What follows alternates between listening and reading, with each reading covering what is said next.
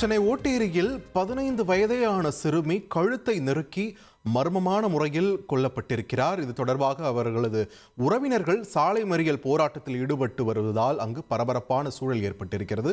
கூடுதல் விவரங்களை வழங்க இணைகிறார் எமது செய்தியாளர் வெங்கடேஷ். வெங்கடேஷ், வணக்கம்.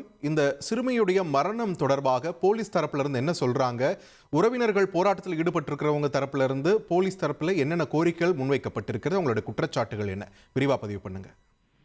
வணக்கம். சென்னை ஓட்டேரி எலிகான் தெருவை சேர்ந்தவர் அமர்நாத் சங்கீதா தம்பதி.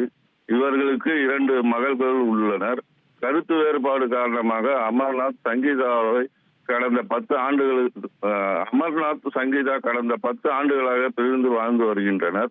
மூத்த மகள் அமர்நாத்தின் உறவினர் வீட்டிலும் இளைய மகள் நந்தினி அமர்நாத்துடனும் வசித்து வருகிறார்கள்.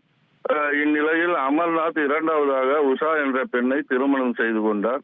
சித்தி முறையான உஷாவுக்கும் நந்தினிக்கும் அடிக்கடி பிரச்சனை இருந்து வந்ததாக கூறப்படுகிறது.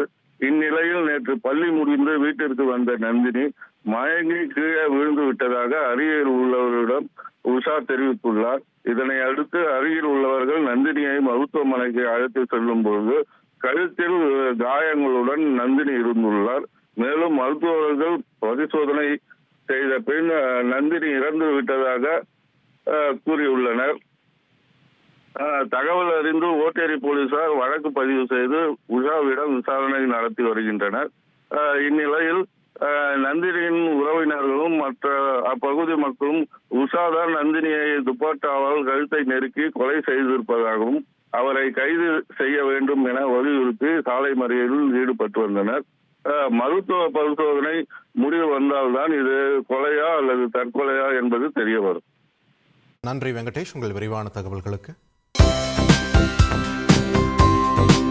தந்தி டிவியை உங்கள் கேபிள் டிவி ஆபரேட்டரிடம் இலவசமாக கேட்டு பெறுங்கள்.